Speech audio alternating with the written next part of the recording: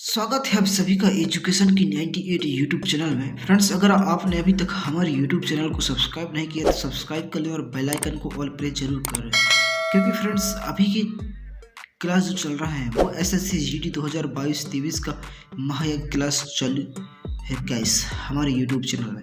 Friends, आज जो book आप लोगों के लिए मैंने परचेज़ किया है उसी बुक का बुक मटेरियल आप लोगों को मैं प्रोवाइड कर रहा हूँ, और टॉपिक वाइज टॉपिक आप लोगों को सारा का सारा बुक मटेरियल प्रोवाइड करा रहा हूँ। फ्रेंड्स, इस क्लास में हम कवर करने वाले हैं सामान्य ज्ञान एवं सामान्य जानकारी। तो हमने जो फर्स्ट क्लास हुआ था सामान्य ज्ञान एवं सामान्य जानकारी का, जिसमें हमने इतिहास के जो पहला टॉपिक है प्राचीन भारत, उसके बारे में हमने कवर किया था। फ्रेंड्स, आज हम कवर करेंगे इतिहास का दूसरा टॉपिक प्रागैतिहासिक काल। आज हम कवर करने वाले हैं प्रागैतिहासिक काल की, इसी के बारे में हम आज बेसिक से समझने वाले हैं। तो चलिए आज की क्लास हम शुरू करते हैं। प्रागैतिहासिक काल। प्रागैतिहासिक काल क्या कहता है कि जिस काल के इतिहास का लिखित विवरण नहीं मिलता वह काल प्रागैतिहासिक काल कहलाता है। क्या कहलाता है कि जिस काल के लिखित विवरण नहीं मिलता वह काल प्रागैतिहासिक कहलाता है, जैसे कि पाषाण काल। और जिस काल के लिखित विवरण तो मिलते हैं लेकिन उसका अर्थ स्पष्ट नहीं हो सकता है वह काल आद्य ऐतिहासिक काल कहलाता है, जैसे कि सिंधु घाटी सभ्यता तथा वैदिक सभ्यता। क्या कहता है कि जिससे काल के लिखित विवरण तो मिलते हैं लेकिन उसका अर्थ स्पष्ट नहीं हो सकता है वह काल आद्य ऐतिहासिक काल कहलाता है, जैसे कि सिंधु सभ्यता तथा वैदिक सभ्यता।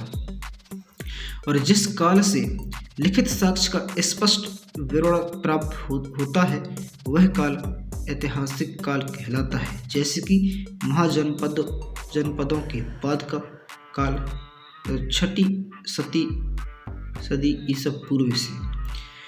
प्रागैतिहासिक काल को सामान्यतः 3 भागों में बांटा गया है। पहला भाग है पुरापाषाण काल, दूसरा है मध्य पाषाण काल तथा तीसरा है नव्य या उत्तर पाषाण काल। तो चलिए हम पहले देखते हैं पुरापाषाण काल को। पुरापाषाण काल, जो पुरापाषाण काल का जो समय है वह 5 लाख ईसा पूर्व से 10,000 ईसा पूर्व इसका समय काल है। तो पुरापाषाण काल क्या कहता है कि सर्वप्रथम पुरापाषाणकालीन सभ्यता तथा संस्कृति का अन्वेषण रॉबर्ट ब्रूसफुट महोदय ने 1863 ईस्वी में किया। यानी कि सर्वप्रथम जो है पाषाणकालीन सभ्यता का एवं सांस्कृतिक अन्वेषण रॉबर्ट ब्रूस ने कब इसको प्रस्तुत किया था? 1863 ईस्वी में प्रस्तुत किया था। तो पुरापाषाण काल को 3 भागों में बांटा जाता है। पुरापाषाण काल को 3 भागों में बांटा जाता है। पहला है निम्न पुरापाषाण काल, दूसरा है मध्य पुरापाषाण काल तथा तीसरा है उच्च पुरापाषाण काल। वो निम्न पुरापाषाण युग के स्थल वर्तमान में पाकिस्तान की सोहन घाटी एवं महाराष्ट्र में पाए गए हैं। और इस काल के लक्षण थे कुल्हाड़ी या हस्त कुठार यानी कि हैंड एक्स, और विदारडी किलीवर और खंडक की गड्डास का ट्यूब इस काल के लक्षण थे। लोहांदा नाला यानी कि बेलन घाटी उत्तर प्रदेश से पशु की हड्डी से बनी मूर्ति प्राप्त हुई है। वाह क्या बात है कि पुरापाषाण काल में भी लोग हड्डियों से मूर्ति बनाते थे। जो बेलन घाटी उत्तर प्रदेश से पशु की हड्डी से बनी मूर्ति प्राप्त हुई है, क्या बात है। हथनोरा मध्य प्रदेश से हाथी का सबसे पुराना जीवाश्म मिला है। मध्य पुरापाषाण युग के औजार मुख्यतः सल्क से बने थे। कैसे बने थे? मुख्यतः औजार सल्क से बने थे। अतः इस संस्कृति को फलक संस्कृति की संज्ञा दी गई है। मध्य पुरापाषाण युग के जो औजार मुख्यतः सल्क से बने थे और सल यानी कि फ्लैग से बने थे। अतः इस संस्कृति को फलक संस्कृति की संज्ञा दी गई है। खुरचनी, फलक, वेदनी, वेदक तथा तक्षणी इस संस्कृति के प्रधान उपकरण थे। याद रखना कि खुरचनी, फलक, वेदनी, वेदक तथा तक्षणी इस संस्कृति के प्रधान उपकरण थे और पुरापाषाण काल में आग का आविष्कार हुआ। आग का आविष्कार कब हुआ था? पुरापाषाण काल में आग का आविष्कार हुआ, जबकि नवपाषाण काल में पहिए का आविष्कार हुआ। ये दोनों इम्पोर्टेंट पॉइंट हैं, मोस्ट इम्पोर्टेंट। आप इनको याद रखना कि आग का आविष्कार कब हुआ? पुरापाषाण काल में, और पहिए का आविष्कार कब हुआ था? नवपाषाण काल में। आगे कहता है कि इस काल के मानवों की गुफाएं, इस काल की मानवों की गुफाएं भीमबेटका से मिली हैं। जो पुरापाषाण काल के मानव थे ना, इनकी गुफाएं भीमबेटका से मिली है, जिनमें विभिन्न कलाओं की चित्रकारी देखने को मिलती है। उच्च पुरापाषाण कालीन चित्रों में भैंसे, हाथी, बाघ, गैंडे तथा सूअर के चित्र प्रमुख हैं। भीमबेटका गुफा की खोज 1958 में BS वाड़कर ने की थी। तो कुछ इम्पोर्टेंट तथ्य पुरापाषाण काल के जो इम्पोर्टेंट थे वो आप लोगों में पूरा प्रोवाइड करा दिया। अब देखते हैं अगला क्या कहता है। मध्यपाषाण काल। मध्यपाषाण काल 10,000 ईसा पूर्व से 4,000 ईसा पूर्व है। अब मध्यपाषाण काल क्या कहता है कि यह काल पुरापाषाण काल तथा नवपाषाण काल दोनों की सम्मिश्रित विशिष्टताओं का प्रदर्शन करता है। ये जो काल है, मध्यपाषाण काल है, ये पुरापाषाण काल एवं नवपाषाण काल दोनों की मिश्रित विशिष्टताओं का प्रदर्शन करता है। कौन करता है? मध्यपाषाण काल। और इस काल के लोग शिकार करके, मछली पकड़कर तथा खाद्य वस्तु बटोर कर पेट भरते थे। और मध्यपाषाण काल में पाषाण के लघु उपकरण बनाए जाते थे। और भारत में सबसे पहला लघु पाषाण उपकरण 1867 ईस्वी में विंध्य क्षेत्र से मिली। विंध्य क्षेत्र में CL कार्लाइल द्वारा खोजा गया।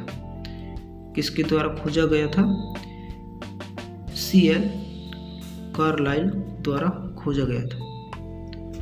अब प्रमुख मध्यपाषाण कालीन उपकरण हैं एकधर, फलक, वेदनी, अर्धचंद्राकार और संबल इत्यादि।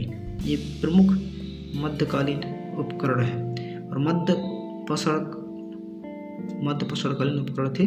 और मध्यपाषाण काल में विशिष्ट प्रक्षेपण तात्कालीन का विकास हुआ, जिससे तीर कमान का प्रचलन आरंभ हुआ। और तापमान के बदलाव आने से जौ, गेहूं, धान जैसी फसलें उगाने लगी। तो फसल उगाने का जो काल रहा वो मध्यपाषाण काल से जो है फसल उगाना चालू कर दिया गया था। अब नवपाषाण काल 4000 ईसा पूर्व से 2500 ईसा पूर्व तक। अब इस काल की शुरुआत 4000 ईसा पूर्व से होती है और नवपाषाण कालीन लोगों को बीज का ज्ञान हुआ और इससे वे फसल उपजाने लगे। और स्थायी निवासी की अवधारणा नवपाषाण काल में आई तथा मानवों ने कुत्ते को सर्वप्रथम पालतू बनाया। वाह क्या बात है! मानवों ने सर्वप्रथम किसको पालतू बनाया? तो कुत्ते को सर्वप्रथम पालतू बनाया मानव ने नवपाषाण काल में। और इस काल के लोग पॉलिशदार पत्थर के औजार और हथियारों का प्रयोग करते थे। नवपाषाण काल की प्रमुख विशेषताएं थी कि कृषि का आरंभ, कृत आवास, बुर्ज होम मानव शव के साथ पशु यानी कि कुत्ता दफनाना, याद रखना, मनुष्य शव के साथ पशु यानी कि कुत्ता दफनाना, बड़ी मात्रा में अस्थायी के औजार, अस्त के औजार और पोत निर्माण और ऊन के साक्ष्य और स्थायी जीवन एवं समाज का निर्माण कुछ ये रहे नवे पाषाण काल में। अब हम आगे देखते हैं क्या आगे का जो है तीसरा वो है अध्यैतिहासिक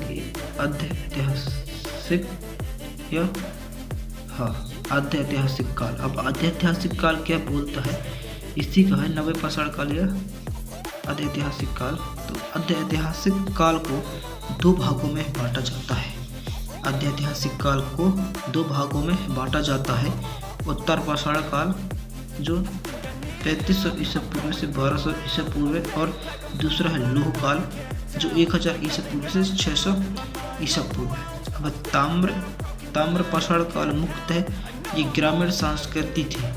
क्या थी?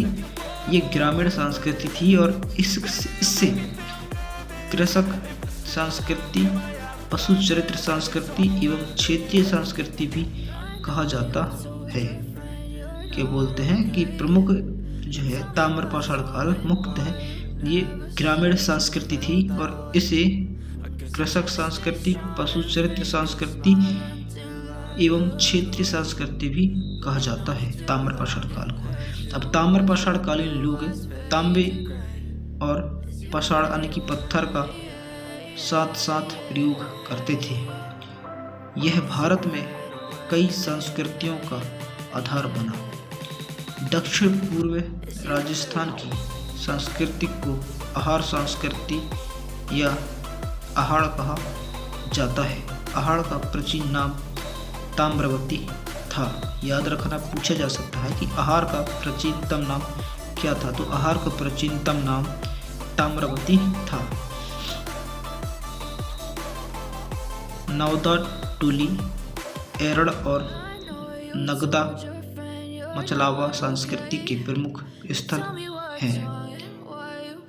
नवदा टोली का उत्खनन कार्य को प्रोफेसर HD संकलिया ने कराया। प्रोफेसर HD संकलिया ने कराया था। और तांबा धातु का सर्वप्रथम प्रयोग हुआ तथा प्रथम औजार कुल्हाड़ी बनाया गया और साक्ष्य स्थल स्पंकम। अब लौह काल का निर्धारण सामान्यतः 1000 ईसा पूर्व से 600 ईसा पूर्व के बीच की किया गया है। अब उत्तर भारत में लौह काल के साथ साथ चित्रित धूसर, मृदभांड, PGW संस्कृति काम में हुई। और दक्षिण भारत में लौह काल महापाषाण संस्कृति के समकालीन थे। तो कुछ इस तरह रहा प्रागैतिहासिक काल। अब हम आगे का जो हम टॉपिक कवर करने वाले हैं हड़प्पा संस्कृति है। चलिए तो हड़प्पा संस्कृति के बारे में कुछ तथ्य जान लेते हैं। अब हड़प्पा संस्कृति क्या बोलता है कि रेडियो कार्बन यानी कि C14 के आधार पर सिंधु सभ्यता की सर्वमान्य तिथि 2350 ईसा पूर्व से 1750 ईसा पूर्व मानी गई है। और व्हीलर ने हड़प्पा की सुमेरियन सभ्यता का उपनिवेश कहा है।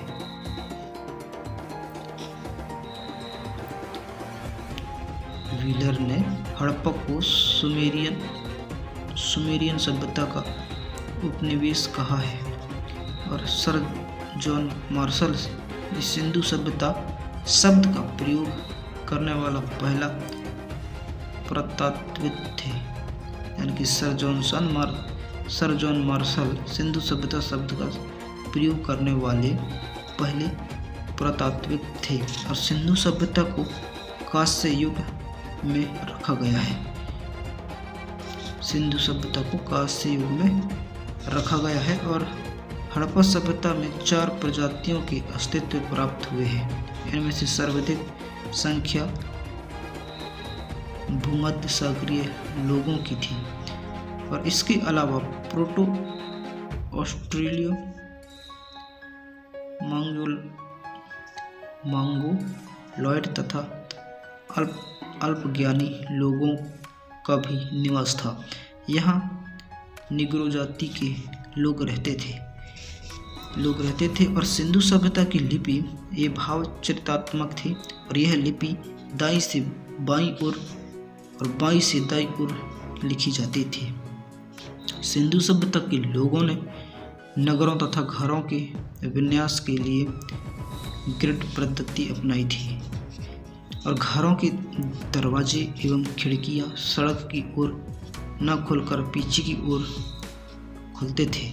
केवल लोथल नगर के घरों के दरवाजे मुख्य सड़क की ओर खुलते थे। ये भी एक इम्पोर्टेंट तथ्य है कि याद रखना कि जो सिंधु सभ्यता के लोगों ने जो नगर एवं घरों के विन्यास के लिए ग्रिड पद्धति अपनाई थी और जो घरों के दरवाजे एवं खिड़की थे वो सड़क की ओर न खुलकर पीछे की ओर खुलते थे और केवल लोथल नगर के थे वे घर ही दरवाजे मुख्य सड़क की ओर खुलते थे। और सिंधु सभ्यता की जो प्रमुख फसलें हैं वो है गेहूं और जौ थी। सिंधु सभ्यता की जो प्रमुख फसलें थे वो गेहूं और जौ थी और मोहनजोदड़ो से प्राप्त अन्यागर इस सौंदर्य सभ्यता की सबसे बड़ी इमारत है। मोहनजोदड़ो से प्राप्त वृहत स्नानघर एक प्रमुख स्मारक है जिसके मध्य स्थित स्नान कुंड 11.18 मीटर लंबा और 7.01 मीटर चौड़ा तथा 2.43 मीटर गहरा है। सवेंतवासी मिठास के लिए शहद का प्रयोग करते थे और हड़प्पा संस्कृति का शासन सभ्यता वर्णित वर्ग के हाथों में था और पिगट ने हड़प्पा एवं मोहनजोदड़ो को विस्तृत साम्राज्य की जुड़ाव राजधानी कहा है और सिंधु सभ्यता के लोग धरती को उर्वरता की देवी मानकर उसकी पूजा किया करते थे। उसके बाद आगे क्या कहता है कि वृक्ष पूजा एवं शिव पूजा के प्रचलन के साथ साथ भी सिंधु सभ्यता साक्ष्य भी सिंधु सभ्यता में मिलते हैं। स्वास्तिक चिन्ह संभवतः हड़प्पा सभ्यता की देन है और सिंधु सभ्यता के नगरों में किसी भी मंदिर में अवशेष नहीं मिले हैं।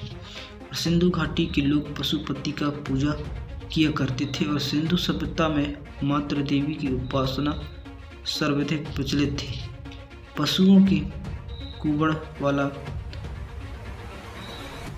हार्ड्स इस सभ्यता के लोगों के लिए विशेष पूजनीय थी और शवों को जलाने एवं गड़ने दोनों प्रथाएं प्रचलित थी और हड़प्पा में शवों को दफनाने जबकि मोहनजोदड़ो में जलाने की प्रथा विद्यमान थी।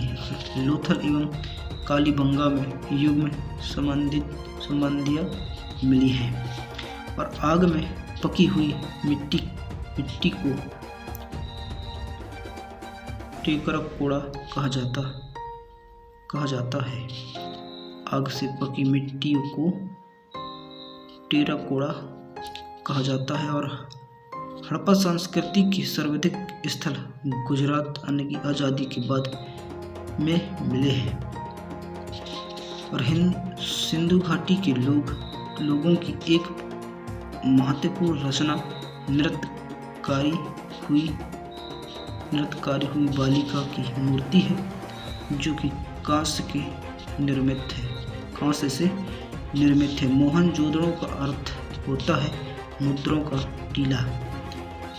सिंधु सभ्यता की लिपि में 64 मूल चिन्ह तथा 250 से 400 तक अक्षर है। लिपि में सर्वाधिक प्रचलित चिन्ह मछली का है और हड़प्पा तथा मोहनजोदड़ो की खुदाई से पता चलता है कि कई बार इन नगरों का पुनर्निर्माण किया गया था। अब वैदिक काल क्या बोलता है कि वैदिक काल का विभाजन वैदिक काल 1500 से 1000 ईसा पूर्व और उत्तर वैदिक काल का 1000 ईसा पूर्व से 600 ईसा पूर्व में किया गया है और इसके संस्थापक आर्य थे। अब ऋग्वैदिक काल बोलते हैं कि ऋग्वैदिक काल लोगों द्वारा सर्वप्रथम तांबे का प्रयोग किया गया था और ऋग्वेद में ये आयस नामक धातु का उल्लेख है। मैक्स मूलर आर्यों को आदि देश या मध्य एशिया को मानते हैं। मध्य एशिया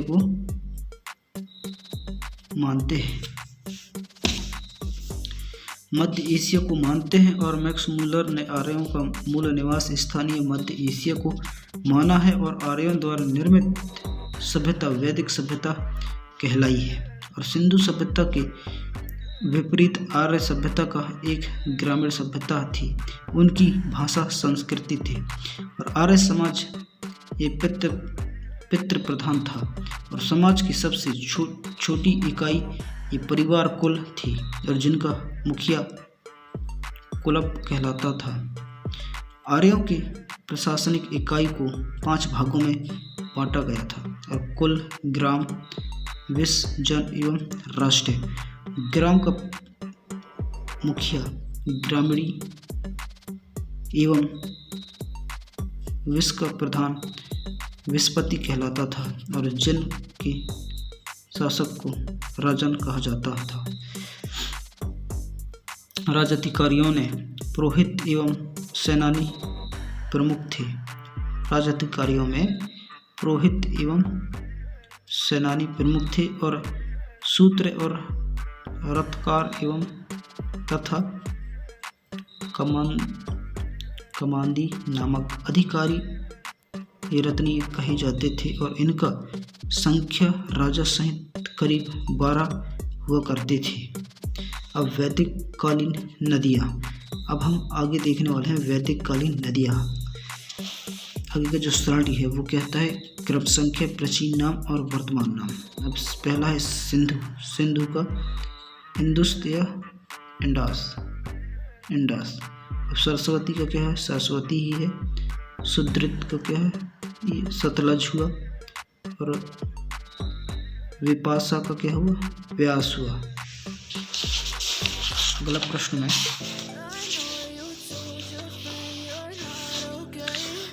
प्रश्न में पुष्पाणिका रावी हो गया था, अस्कानिका चिनाब और विस्ता का झीलम,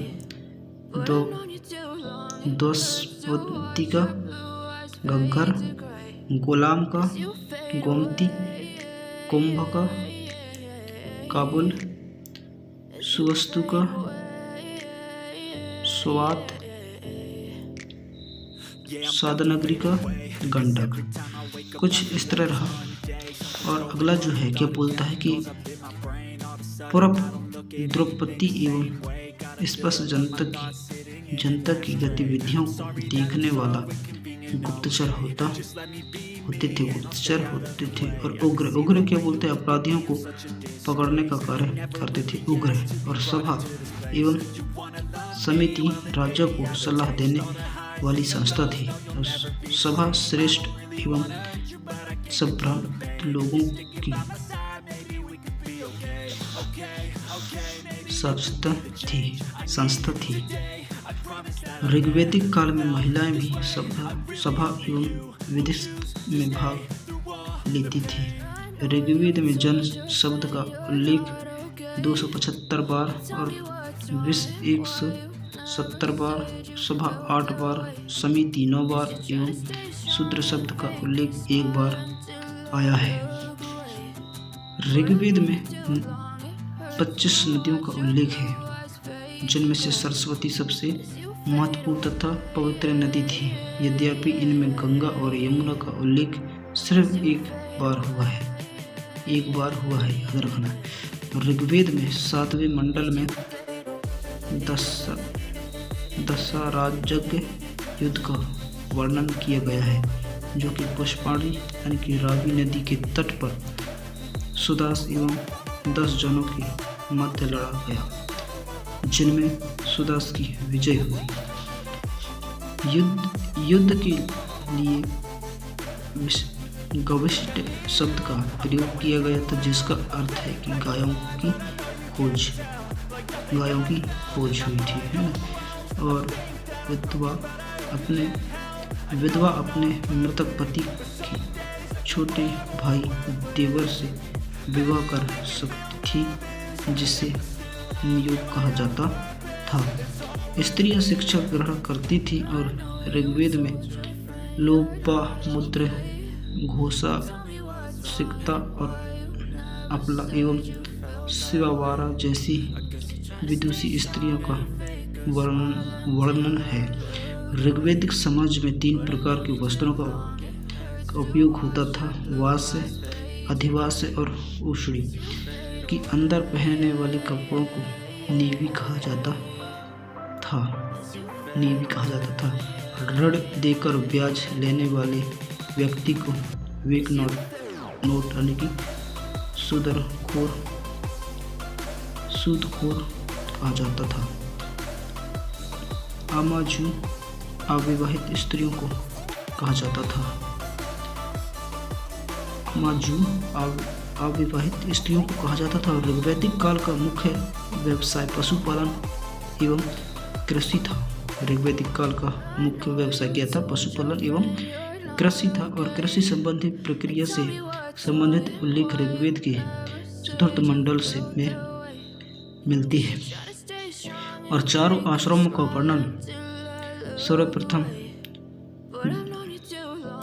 जाबालोपनिषद में मिलती है।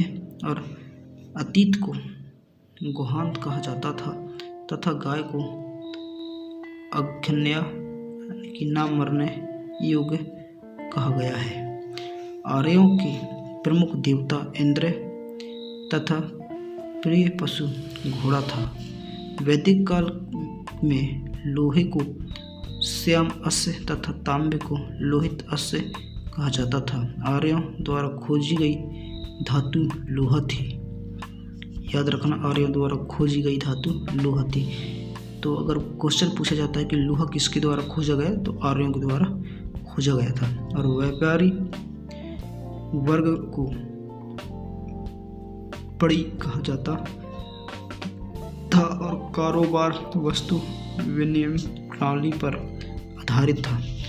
ऋग्वेद आर्यों के देवताओं को 3 भागों में विभक्त किया गया था। आकाश के देवता, पहला आकाश के देवता में कौन? सूर्य, वैश्य, मित्र, पूषण, विष्णु, उषा, सविता आदि। और अंतरिक्ष के देवता इंद्र, मरुत, रुद्र, वायु आदि। और तीसरा पृथ्वी के देवता में अग्नि, सोम, पृथ्वी, बृहस्पति एवं सरस्वती आदि। ऋग्वैदिक देवियाँ थीं वो अदिति, उषा, पृथ्वी और आडयानी और इला। ये ऋग्वैदिक देवियाँ थीं। और उत्तर पाषाण काल क्या बोलता है कि उत्तर वैदिक काल में यज्ञ कर्मकांडों की जटिलता एवं भव्यता आई गई। और यज्ञ विधान क्रिया और उत्तर वैदिक काल की ही देन है। राजस्व यज्ञ का प्रचलन उत्तर वैदिक काल में हुआ और यह राजाभिषेक से संबंधित था। और इस यज्ञ के दौरान राजा रत्नियों के घर जाता था।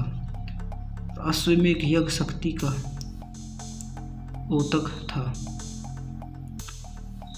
वाजपेय यज्ञ में राजा रथों की दौड़ का आयोजन कराता था और यह यज्ञ खान पान से संबंधित था।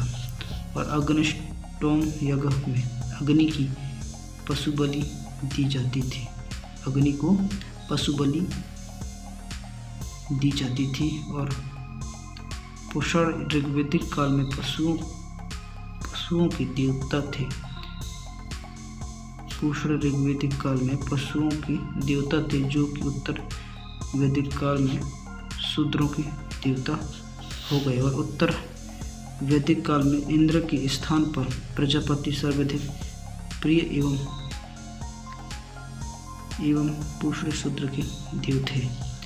और अर्थवेद के अनुसार राष्ट्र राजा के हाथों में हो तथा राजा और देवता मिलकर उसे सुदृढ़ बनाए। और उत्तर वैदिक काल में ही सर्वप्रथम गोत्र एवं आश्रम व्यवस्था का उल्लेख हुआ था।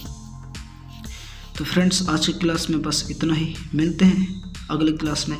तब तक के लिए जय हिंद, वंदे मातरम धार्मिक आंदोलन के साथ।